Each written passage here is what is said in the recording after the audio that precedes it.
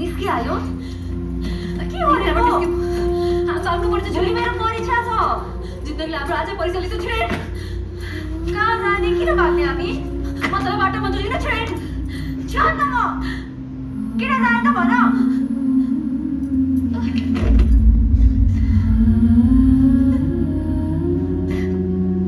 राजा अझै तेरो नदी तोड्न आउँदैन तिमी होसमा त छौ मैले तेरो पढाइ बिग्रिन्छ भनेर झुट बोलेको